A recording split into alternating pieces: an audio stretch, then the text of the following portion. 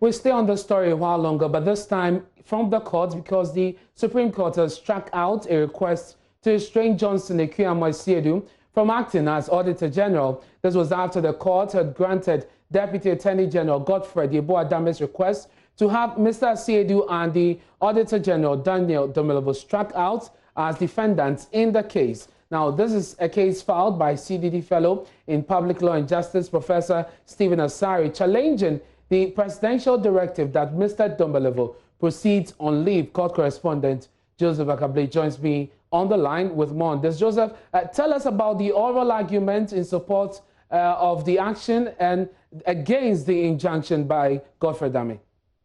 And so Godfred Yeboah-Dame had made a point that the documents that have been filed, he says the Auditor General has not undertaken any action which Professor Asari is challenging. He again makes the point that the acting Auditor General has also not undertaken an action which is the subject of the litigation. He says they are simply in court because they are unhappy about the president asking Mr. Domilovo to proceed on leave and also asking Mr. Asiedu to act in his behalf. And so the action that they are challenging is actually the directive from the president. And so he sees no basis as to why the two should be joined as defendants. Lawyers for Professor Asari responded that one is a victim of the action and the other is a beneficiary of the action, so they must be joined. But the court took a different view and afterwards struck out the two as defendants in this particular matter. And so once the court dealt with the bit relating to who should be a defendant in the case, we were just left with the Attorney General as defendants. Now, the motion for injunction was asking the court to restrain Mr. Domilovo from proceeding on leave and also to restrain Mr. Asiedu from acting as the acting Auditor General. And so the court then made a point that once they struck out the two as defendants, how then can it restrain two people who are not defendants in the case from performing their own functions? And so on that basis, the court again dismissed that particular request for the injunction as well. So the substantive case is still there, which is the challenge as to whether or not the president has the power to instruct the Auditor General to proceed on leave. But there's another case in which the Auditor General is involved, and we know that the AG says he is supposed to represent that office and the Auditor General, but Daniel Domilovo came into court with his own lawyer. Tell us about that case and what's happened. So that case has to do with a matter that was brought by a private legal practitioner, Isaac Wilberforce. That has to do with some disagreement that are taking place between the Audit Service Board and the Auditor General about transfer of the staff of the Auditor General's office. And so he brought the matter to court, asking the court that it should determine the line of authority within the Audit Service, whether the Auditor General has the power to be transferring staff in such a manner or whether he doesn't have the power to do so. And so that was the case. When the case was called, private legal practitioner Kizito Bayu introduced himself as a lawyer for the Auditor General. Chief State Attorney Sylvester Williams, when he was announced himself as being a lawyer for the Auditor General as well as for the Attorney General's office. And so it was at that point that the judges expressed the concern that, they don't understand why one case you have two separate lawyers representing one defendant and also filing two separate statements of case, each with contradictory positions. And so the court made a point that it's important that they resolve this particular matter. At that point, Deputy Attorney General Godfred Yeboah-Dame, who was seated in the courtroom, stood up and made the point to the court that he holds the view that the Attorney General is the proper defendant in this particular case and that the Audit Service and the Auditor General should not have even been joined as defendants in this particular matter too. But the court said that once those issues are not before it currently, he expects that they go through the process and resolve the dispute to determine who represents the Auditor General, whether it should be the Attorney General's office or it should be the Auditor General having his own lawyers in this particular matter. Thank you very much, Joseph Akable, for bringing us details from the court. Now, the Savannah Regional Police Command has today arrested 6 more suspects in connection with the killing of 90-year-old woman Akua Dente at Kafaba in the East Gonja municipality. This follows an earlier arrest of the chief of the area yesterday. This brings the number of suspects in police custody to 7. Correspondent Isaac Nonya joins us. Reports that the 6 have been detained. Meanwhile, the chief of Kafaba, Zakaria Yaya, is yet to gain his freedom from the Savannah Regional Police Command, even though he was seen brought in this morning in police escort vehicle. Let's go to the phone lines now and speak to correspondent Isaac Nonya for more on this. Isaac, Who are these 6 people who have joined the chief in police custody?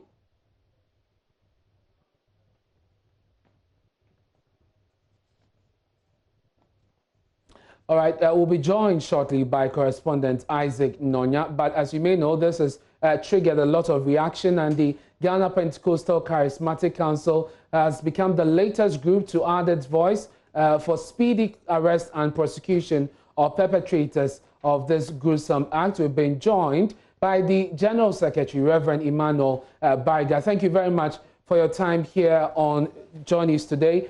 You are also joining calls for speedy prosecution. So far, 7 people have been arrested. That should suffice for you, right? Yes, we must say that for now, we must be satisfied with the action the police has taken so far. And we wish that it will not be curtailed at any point along the line, but they will carry through with their investigations and put those who are found culpable before the law courts for them to face the consequences of their actions. Mm. What would you say to those who say religion has played a key part in this in 2 ways? That there are some people, especially in the church, who encourage some of these things in dealing with witchcraft. Whether or not they believe it does exist or not is another issue. But in ways by which this has been dealt with, the church is complicit in this whole activity. How do you respond to that? Well, I don't think that's very true.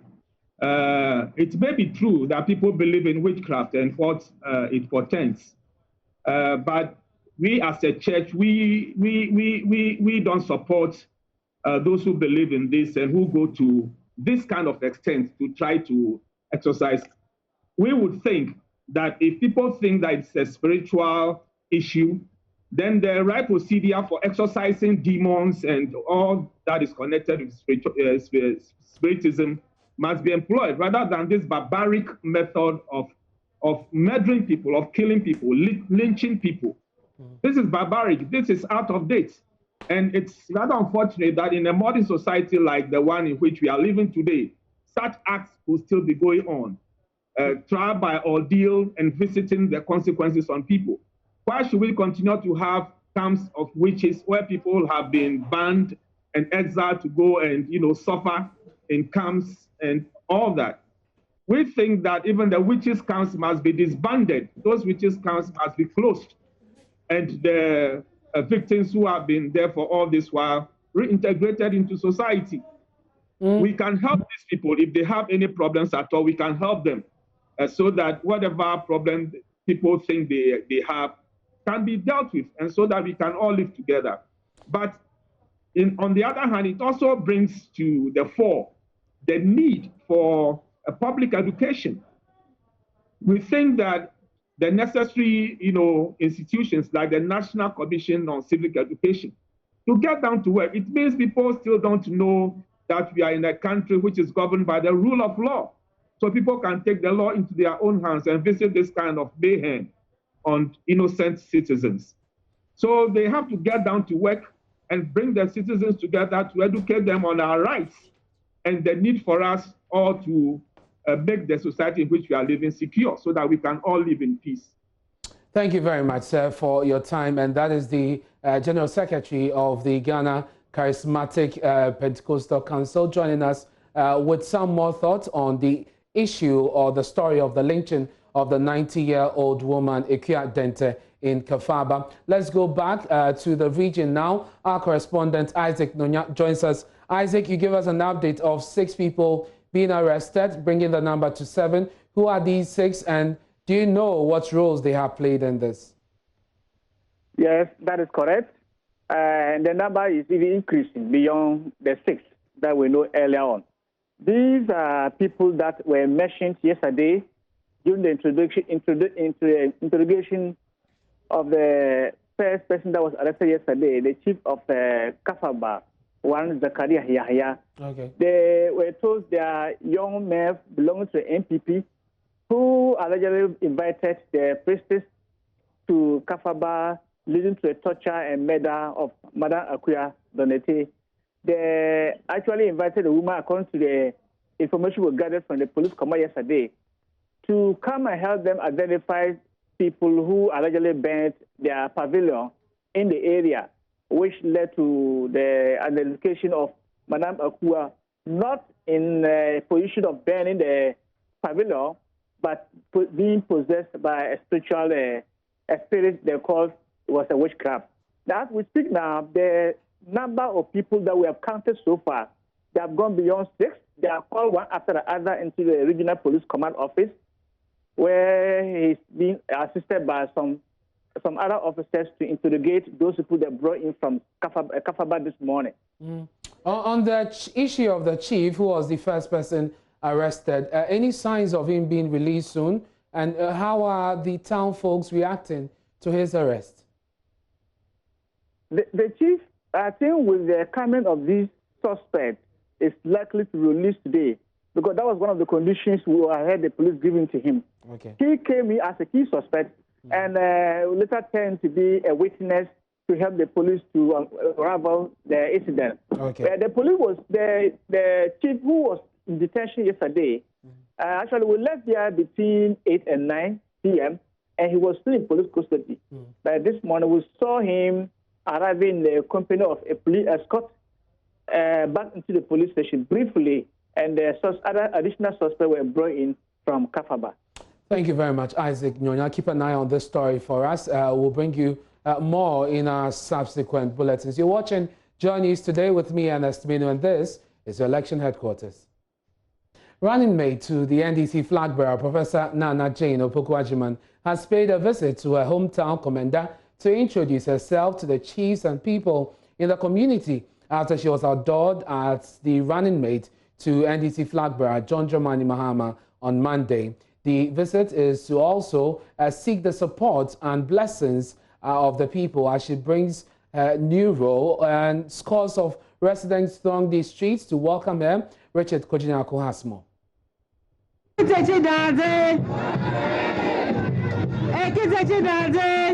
Before addressing the crowd at the lorry park at Komenda, Professor Nana Jane Opoku-Agyeman first visited the Omahine of the Komenda traditional area, Nana Kojoman II, to ask for his blessings.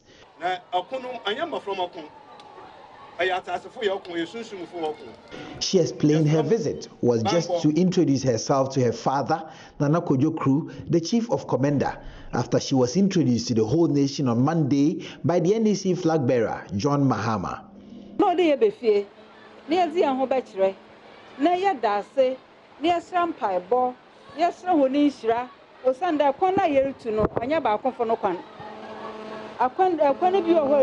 In normal circumstances, I was supposed to visit my father to seek his thoughts when the invitation was extended to me. However, the urgent nature of the invitation made it impossible.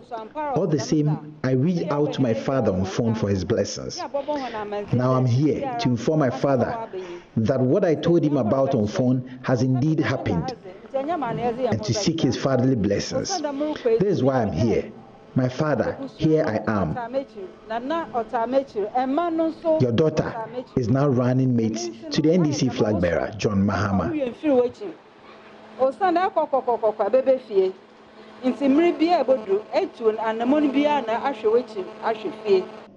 Paramount Chief of the Komenda traditional area, Nana Kojoman II, told Professor Nana Jane Opoku-Agyeman that he discovered something unique in her from the time she became the Vice Chancellor of the University of Cape Coast. According to the chief, when he heard rumors of the likelihood of Professor Opoku-Agyeman to be chosen as the running mate, he assured himself that the seat is coming to Komenda because they knew what they were doing in support of that. Professor Nana Jane Opoku-Agyeman addressed her town folks after her meeting with the chief of Komenda. She told the crowd tradition demanded she return home to seek their support and blessings after the responsibility was bestowed on her. Richard Kojoman, JoyNews, Cape Coast. And the lack of potable water is top among a number of issues residents of Damangu in the Savannah region say will influence their vote come December 7. my colleague MFI Tiamwa Eli has been speaking to some of the residents ahead of the Joy ballot box, and also persons with disability who say they have key concerns they hope to put before political actors seeking their votes.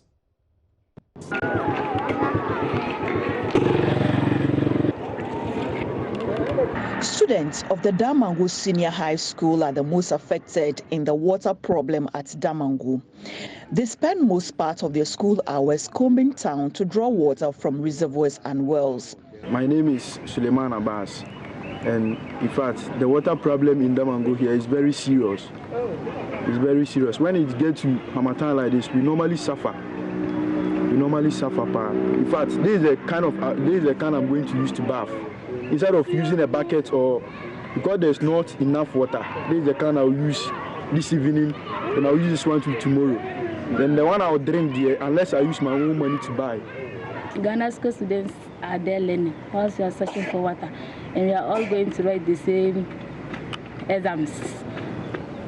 That's how we always be failing. They say Damangu Senior High Schools are failing their exams. It's just because of all this. To get water to bath is very difficult. Unless we move from long distance before you get water to bath and go to class. It's always difficult for us to get water in our school. When it's time for us to also go to school and learn, we don't get a chance to go and learn. We always find it difficult to go and learn because of water. For some residents, water tank operators are their means to access water, be it drinkable or not.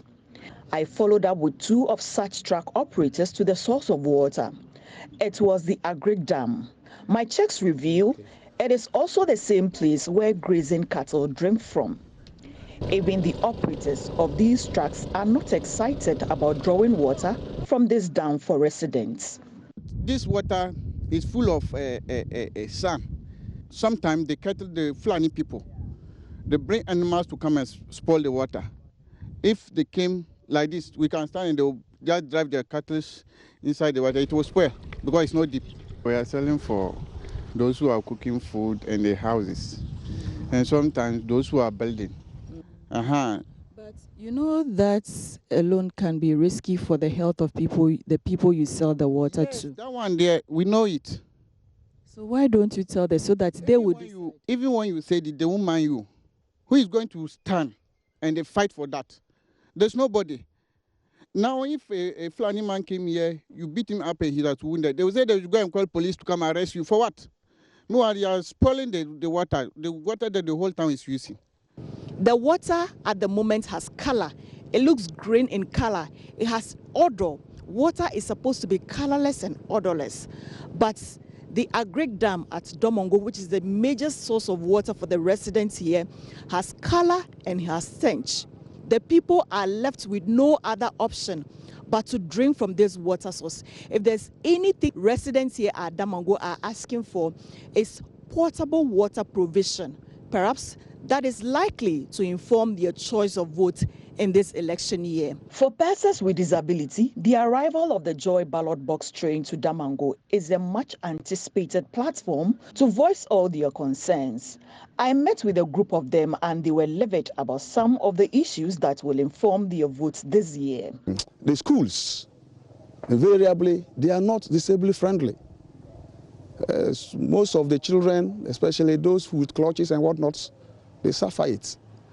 So we're looking at those things. We say that we are bringing government closer to the people.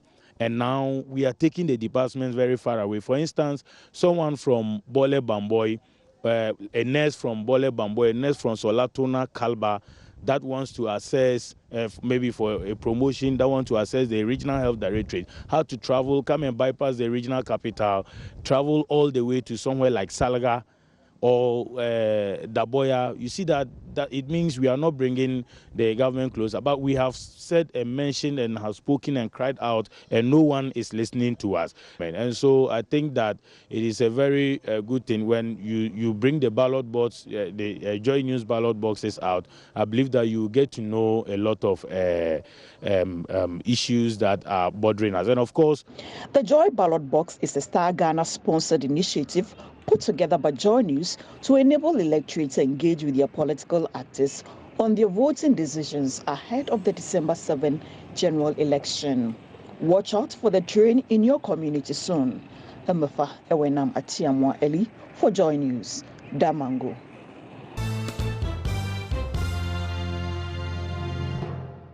Hi, good afternoon and welcome to Business. My name is Daryl Kwao. Players in the e-commerce space are not impressed with the reduction in the communication service tax.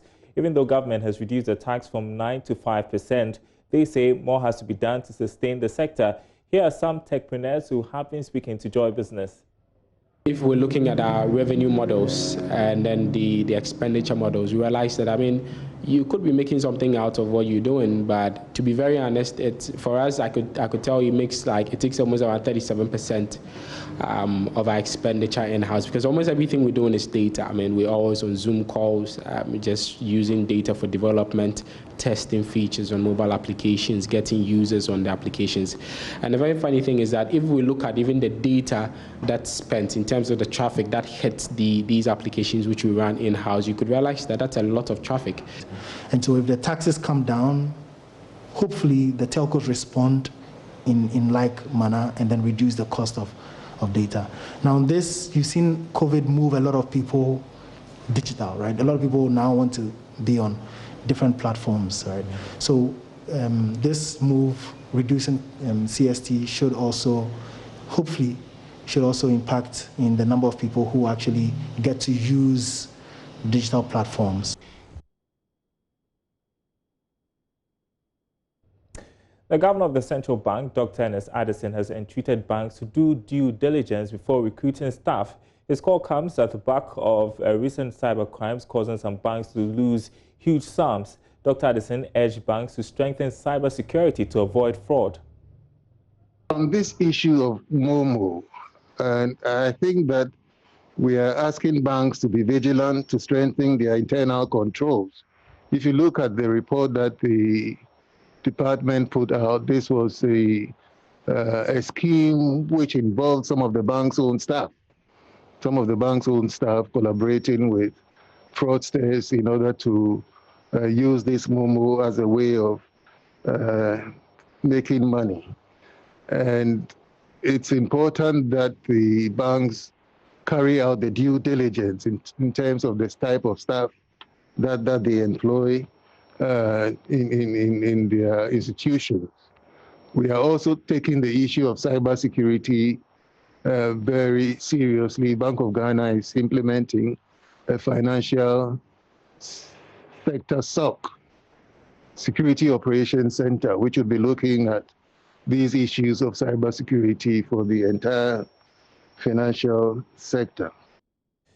Turning to some news from the oil sector, Chief Executive of Tullow Oil, Rahul Deer, says despite the challenging external environment in the first half of the year, the oil firm has performed well, delivering production in line with forecasts. Tullow, in the second half of 2020, says its focus will remain on continuing to deliver safe and reliable production from West Africa, reducing debt and building a cost-effective and efficient organization that can compete in a low oil price environment. You are seeing in your shots highlights of the oil firm's trading statement.